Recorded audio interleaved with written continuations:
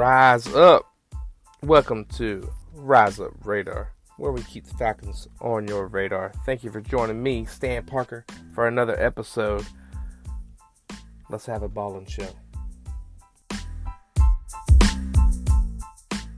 This is Stanley Parker, host of the Rise Up Radar, and I'm joined with Zach, my good buddy Zach, hardcore Falcons fans, and I got 3 questions for him.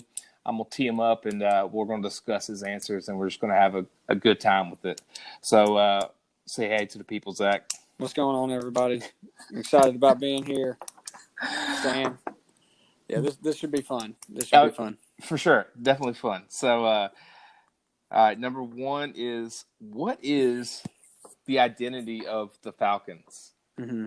This is a very interesting question, and I'm curious because I have no clue. Just throwing it out there, that I have no clue what his answers are. I don't know what this is going to be like. So take it away, Zach. Yeah, I mean, I think that to me, what jumps out at me is just the offense. I think that in years past, I feel like that's kind of been their thing, especially when you go back to 2017.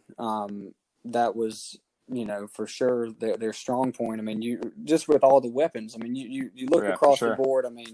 What was that stat? There was something like I think it was after they brought Laquan Treadwell on board. Right. It was something like there was like 11, first rounders. First round, yeah. Right. So to me, it's almost like it remains to be the offense, but I feel like I think that the defense has certainly got. If there was a question like who needs to find their identity, I think it would be the defense. But I think as of right now, I think it just sort of remains to be the offense, just simply because of the experience, the weapons, all these pieces that they brought in with Gurley and Hurst. I think it's just I think it's got to be the offense, and I think I read something earlier today where Dirk Cutter was like that I don't know if he promised, but he was pretty down on or not down on, but he was saying that he's got to be better.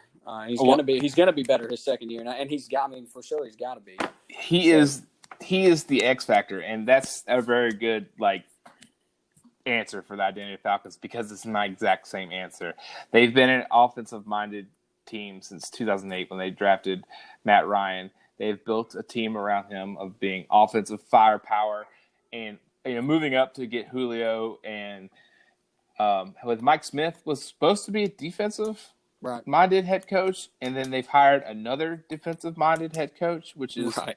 But they've yet to find now the 2016-2017 season. They had a top 10 defense, sure, because I think a lot of teams were playing from behind, but. I would say the same thing as scorched earth scores. They got to score 34 a game because they've given up 32. So that would be the identity, I think, of the Falcons. And like you said, who needs to find their identity is for show the defense. Man, they couldn't hold water. They couldn't catch a cold last year. So now, obviously, down the stretch, they were. The last part of the season, it was better. It was much better, yeah, for sure. I think I had my favorite game last year, and I had no clue we're just going to go with it. But my favorite game last year was they dismantled the Saints, and they didn't give up any. They clamped them down. I think they shut them out. Did they shut them out? Yeah, if they didn't shut them out, it was real close. I'd have to go back and look. But it was a pretty big beatdown.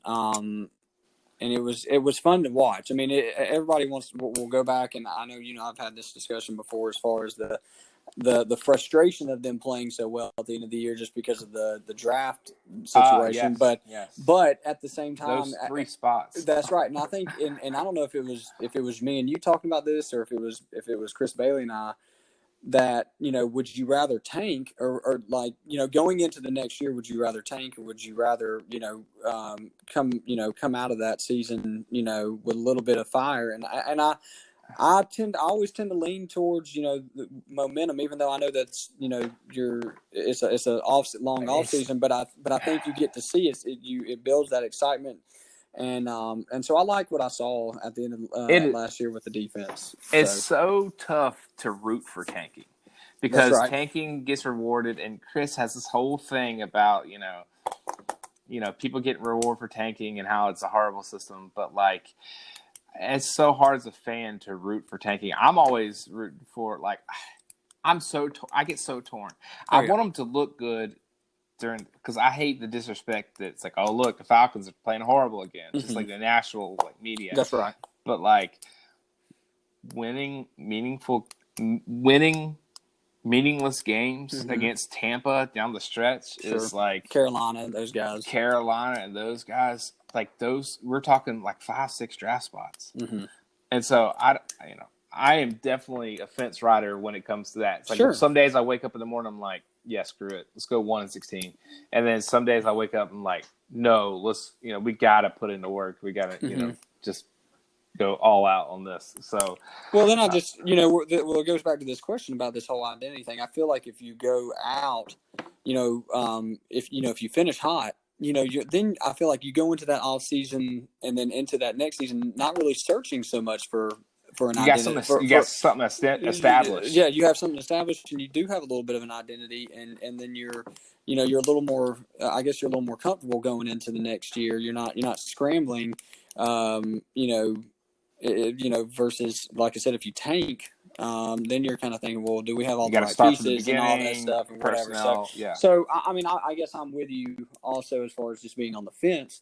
But if I had to always pick, I tend to like to finish strong. Yes, if it's finish strong, even if it's going to cost you a couple draft picks. And also too, me and Carol had this conversation all the time that if you on paper on draft night, you're thinking, oh my gosh, we're picking 19. If only we were picking 14. Right, dude. If you get 3 years removed from that and go back to the 2017 draft of player 14 versus player 19, there is not much. I mean, Richard Sherman, you could find people. Oh yeah. I mean, Grady Jarrett, fifth round draft pick. So it's so like the difference, the disparity between, unless it's Tua Tagovailoa, and even then it's an unknown commodity. That's probably a bad example, but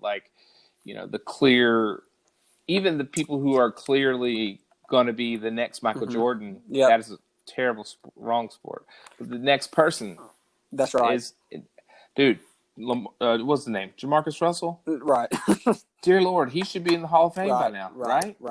But I think a lot of it, and I could be totally off the mark here, but I think a lot of it too is it tends to be, if you're going to miss on somebody, you're going to miss on an offensive player. I feel like looking back, the defensive guys. I mean, maybe you could, the Joey Bosa's or the Myles Garrett's. I mean, I know those guys are dominant, and you could say, man, I wish we could have gotten one of them. But I feel like if you're looking for defense, I feel like you're not getting hurt as much by losing a few positions in the draft if you're looking versus. I feel like the offensive guys are the ones that are the premium. That's right, the highly sought after ones, and so. So anyway, and even then, you could get, like you said, you could go down the list of the next, even Jadeveon Clowney. People are clamoring over him, but I'm not even really. Oh man, I mean, he had one. Right. He's had one play. He got famous off of one play, knocking that guy's head off. Yep, that's right. And after that, I mean, he's had a decent career, and I would love to. Hey, trust me, I would love to have him in a Falcons uniform. But if you looked at his college career. And compared to his NFL career, you would certainly say it's been a letdown. I mean, it's he was a monster at Carolina. I mean, just from his freshman year. I mean, he was I believe his freshman year would have been 2000. I think it was around 2011. Maybe 2010, and he broke the hearts of a lot of Georgia football fans, and he was as a freshman. And so, I mean, so I would certainly say it's been a little bit of a disappointment. For sure, he was supposed to be the reincarnation of Deacon Jones. Yes, and he's turned it. And yes. I mean, he's had a great career, but it's so. The identity of the Falcons overall, I would say, is offensive oriented, high powered, high octane. Yes. offense. There's just so many weapons. So many weapons. So many loaded. It's a loaded. And even think they're the deepest. So like their deepest position group has got to be wide receiver. Oh, for sure. Laquan Treadwell and Russell Gage are like battling for number 3, which is ridiculous. Yep. So 2 old SEC foes there. Yeah, I mean that's those are. Yeah, I would agree 100% as far as just from a depth standpoint. Absolutely. All right. So we're looking at a roster as a whole. We're looking at just like the state of the franchise and like where this team's going and how they're going to get there. Number two question is, who are the leaders on the team? And we're going to modify that question a little bit because we kind of did the same thing with identity. Who are the current leaders and who need to be leaders on this team? Yeah, I mean, other than just obviously the Matt Ryans, clearly I think the Grady Jarretts, the Deion Jones, those guys, I think, you're going to – I don't think we have to worry about what we're going to get out of those guys. I mean, they've proven it year in and year out. Right.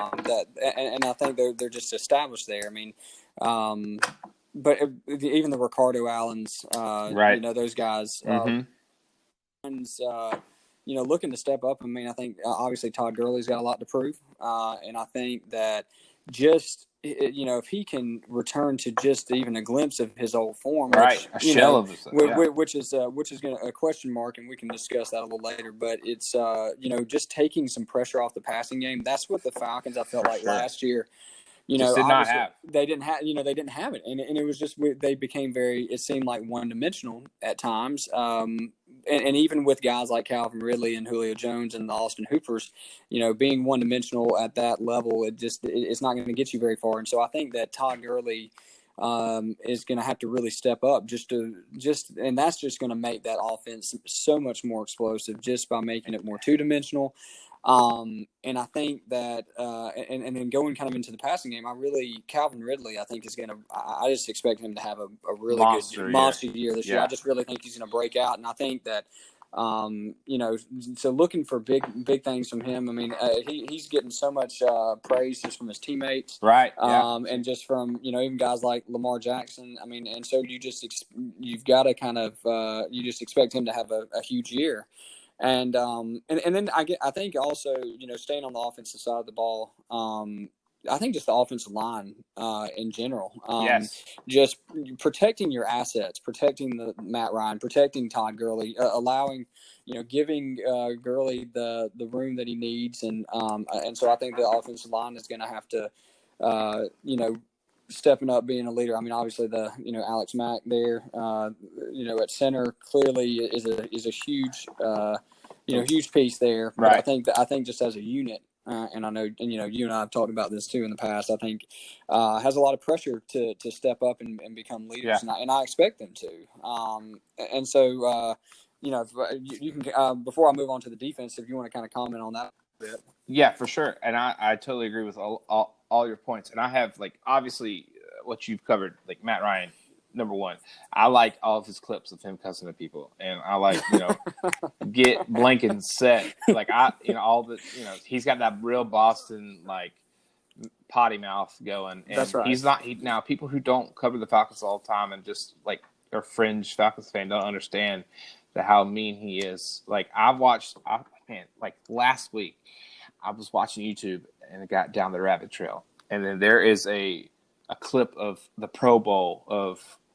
He was in I don't even remember what year it was, that these guys were arguing in the huddle, and Matt Ryan's knocked up. They're arguing, the running backs arguing with the coach, arguing with the coordinator of what we're going to run.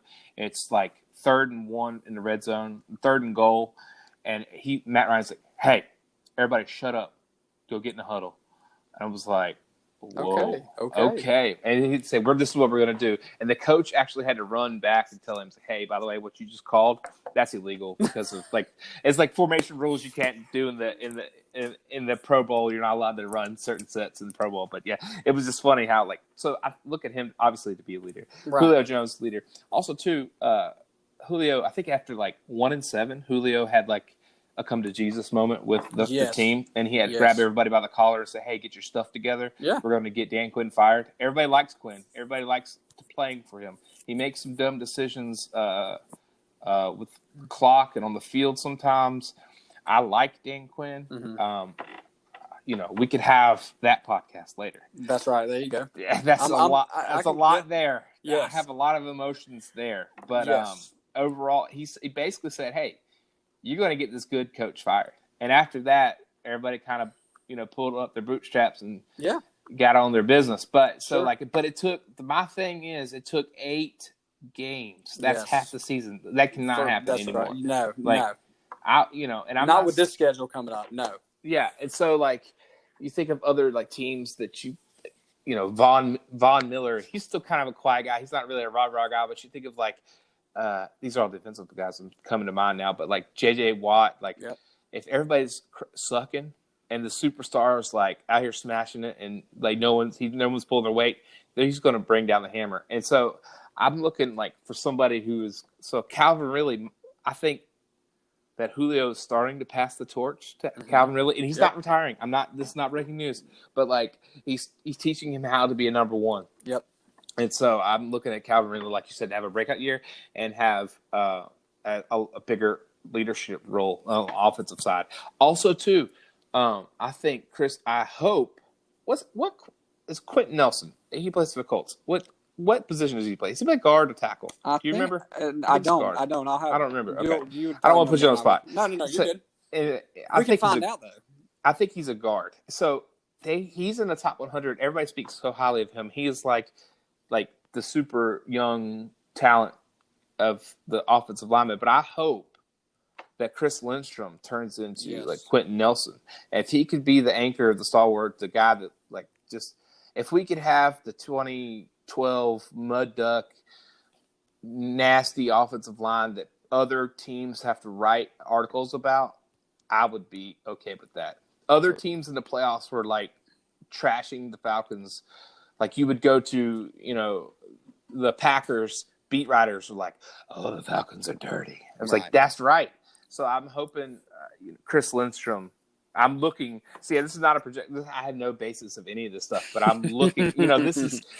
I'm looking at Chris Lindstrom to really step up, not only step up his game, but be a leader on that offensive line. Because I think Alex Mack is on his way out, and I think his play might be declining a little bit. But so that's my offensive leaders and projected leaders. Right, and I looked up Nelson for you.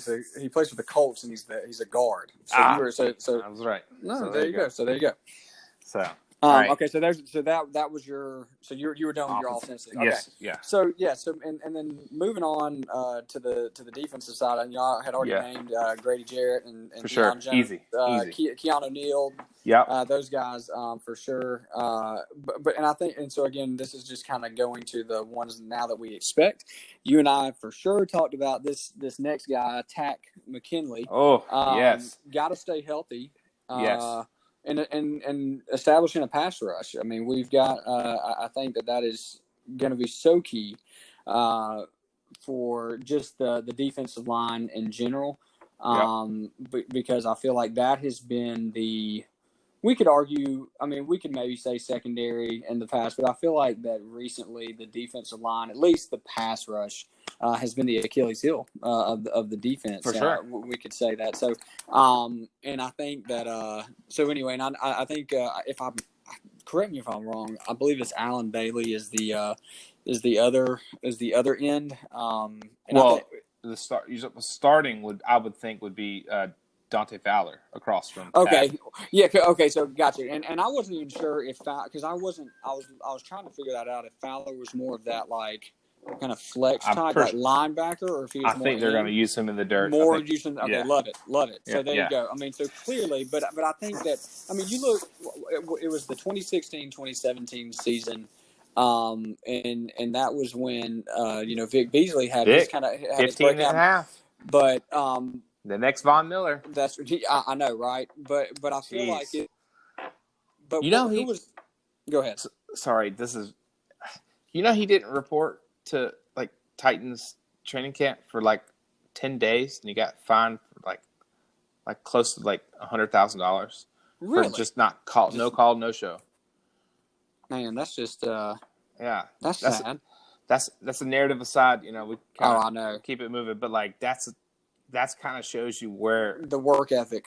Right. that or lack thereof, right? Right, for sure. But who was it? Was it Dwight Freeney that was he the one Oh, that? Yeah. yes, But you yes, remember, yes. it was having that experience on Veteran. the other side, Yep. veteran, and I feel like, I think that Dante Fowler can kind of maybe ease some of that. I just for Tack, but I just so he's definitely one that's got to, I think, step up. That's sort of, and I hate to say it, but kind of non-existent. Yeah, Really. sure. And I think another one is Keanu Neal. He's obviously Staying got healthy. he's staying healthy. He's got the traits. I mean, he knows how to lay wood Dude, back there. he I mean, lays lumber down. but I just and he's got that. I mean, you can see it. You can see that fire that he's got there. I mean, he's got those leadership traits for sure. He's just just staying healthy and just and supporting. Supporting, I think the main weakness now for the Falcons, which is going to be at defensive back. That's why I think it's super important for Neal to stay healthy and to step up. And we can and we'll talk a little bit more about I think later on about the weakness, The deficiencies for sure. Deficiencies there. So anyway, but those are a couple on the defensive side for sure. Yeah, so I think I would just echo your sentiment. I would go, your normal. I think Grady is the one bona fide superstar. I wouldn't even say superstar, but one bona fide star on defense. Yes. And then I would go, obviously Deion Jones. He's the straw that stirs the drink. He's middle linebacker, calls the plays. Like you said, Keanu Neal being healthy. Ricardo Allen, I think, is a huge leader, and it's hard. So, typically when I think of a leader is like Grady Jarrett. He's the best on the defensive player on the team. Mm-hmm. And he's a leader. When you think of that, sure. you think of that. Yeah. But Ricardo Allen, he's a good safety. Absolutely. He is a good safety. But I feel like sometimes he makes mistakes. Mm-hmm. So it's hard. I don't know. I look at Ricardo Allen to stepping up his game too. Just the whole back end, it makes me a little nervous. Well, and with even KZ, I mean, he stepped up 2 years ago when Allen went down. Right. And so if he's Allen, really a ball hawk, and for sure. And so if Allen doesn't get his stuff together, which I know, and I believe that Ricardo is questionable for week 1, and so no way, yeah. So anyway, so KZ might already step up there, but so yeah, those are I think some really good points there from the defense side. For sure. So we got our leaders established. We had a lot of names for being leaders, but there's going to need to be a lot of leadership because this secondary is so young. Yep. So number 3 is a tough question, and it's just a simple question, but it's a tough one. Mm-hmm. Is this team have a Super Bowl roster? If yes, what does the season look like? If no, what are they missing? I think that I think the question or the answer actually is yes. I think, and kind of going back to starting with the offense that we were talking about, just the potential there. Not even the potential. We know what we're getting with the offense, but I think the potential of the defense. I think if I was to say yes, that would be why, just because I think that we have the pieces. And if I were to say no, don't say no because you're gonna put my fire out. So I'm gonna go. You go ahead, and then then we'll talk. Then we'll go. Yeah, we'll talk. Why we wouldn't think they would be. Yeah, I like that. So my answer is no, and I am an eternal optimist, and I'm not just playing Kacharian because I just want to drive home a point that so. The answer is no, and what are they missing? They are missing a pass rush. Not a pass rusher. They're missing a pass rush altogether. Yep. Now, we haven't mentioned somebody in this podcast, and he's a rookie. He's going to help with that. Yes. Marlon Davidson. Absolutely. But as it constructs right now, and I might be just playing contrarian, but hey, just playing on the other side of the coin of you, that I would say no, because Marlon Davidson is unproven. They had a chance to get Everson Griffin. He signed for 1 year today. He signed 1 year for the Cowboys for 6.2. You couldn't find 6.2 laying around somewhere? All right.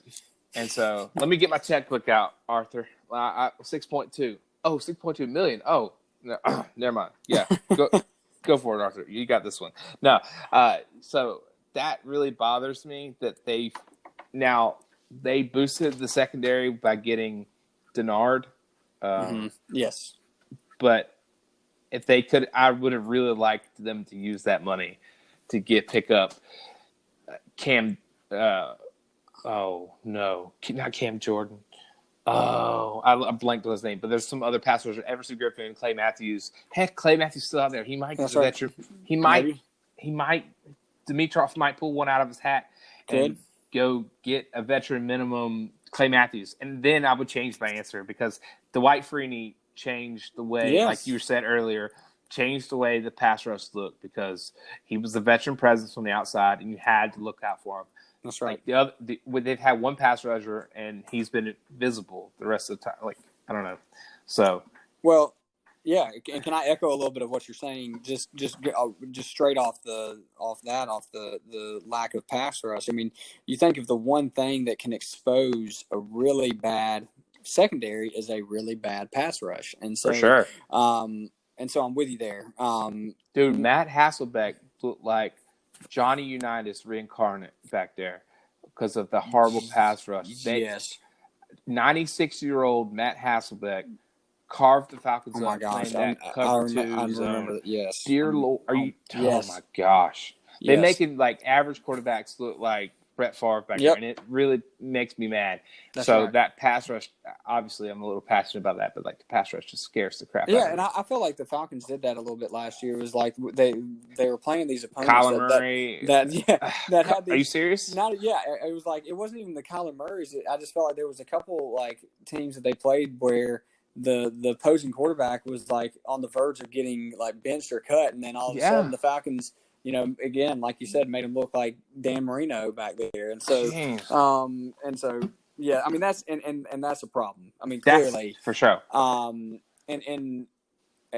when you originally asked the question, it's one of those things that just personally I've got to be better at. I tend to not just give a straight answer, but I think if I was to give a straight answer, I would agree with you to saying no. But I've got other reasons too. Okay. And one of them was pass rush, and then one of the others is the depth at corner. Again, we've kind of spoken on these things. I can't remember what Kendall Sheffield last year from Ohio State was he like a second or third rounder? Like he wasn't our first rounder. No, it wasn't. No, but we've went after these, this AJ Taylor, Isaiah Oliver and Isaiah Oliver. Second round. Yeah, I mean, so recently, so now it's we've got those those young guys there, but they've got to really step up and to really prove us wrong, and I hope that they do. But that's just a glaring, in my mind, that is the main glaring weakness right now. It's just the unproven secondary. At least on the corners. I mean, again, we can go back. With Neal and Allen and KZ, I mean, clearly they've got the experience, and I like that. We like that, but as far as the corners, scare the crap out of you. And good point about getting Denard, that was a good pickup, but still, I'm just a little, I'm a little leery about that. And then another point is just the staying healthy factor. I know you touched on this a couple podcasts ago, because it's one of those things you can't control. But I feel like in the last 2 or 3 seasons, especially after our the Super Bowl downfall, we've just had a couple 2 or 3 really bad breaks. The center of the defense, talk about strength, straight down the middle, has been decimated. Absolutely. And so that's another huge thing. And then the last point I'll make, and maybe the main one, is looking at that daunting schedule. I mean, it is just. I mean, you talk about the first quarter. Oh man, but out of the gate, we've got Seattle, at home, which is nice. I love opening up at home. But then, you go to Jerry World in week 2. That's tough. And then a couple weeks right after, the Bears, and then the Packers. I mean, Packers. Yes. That Packers is not only at the Packers, but that's a Monday Night Football game. Yep. Everybody in America is going to be watching that. That's right. If they're still playing. That's right. If they're still playing, and typically with that type of deal, I think just in prime time, you always like the home team in prime time. It just seems like that's how it is. But and so a couple, so out the gate, it's tough. They've got a few primetime matchups there, and then you sort of, you end you really end with a bang. I mean, it's tough. So last quarter is last four games. Yep. Chargers, Bucks, Chiefs, Bucks. Okay, so you're playing. You get Tom Brady twice. And Pat Mahomes. And that's right. And you're 3 of the last 4 games. You're eating a Tom Brady, Pat Mahomes sandwich. That's right. And that's not a sandwich that I think, I don't think it's going to be as tasty. It's not going to be very good. Not again, going back to that defense. And so I think those, it's the schedule, it's the depth at corner, and the health is probably my 3 main reasons why I would say no, that this is not a Super Bowl caliber team this year. Okay, so we both have the same answer. And all right, so now I want us to go back to the second part of that question. Is this a Super Bowl team? If yes, what would it look like? So we're going to pretend that they do have the Super Bowl team. What does the season look like? What does the Falcons season look like? Currently constructed. How do they get to the Super Bowl? Well, it's one of those things. I mean, if you want me to throw like, what is it going to take record wise? Obviously we've seen these. Who was it? The Giants?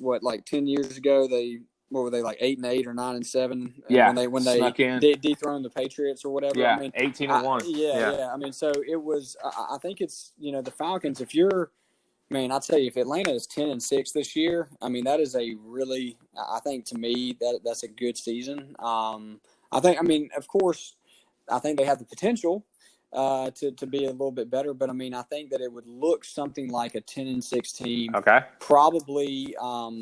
I don't think winning the division. I think that getting as a wild card. I think getting as a wild card. Okay. And bulling through the playoffs.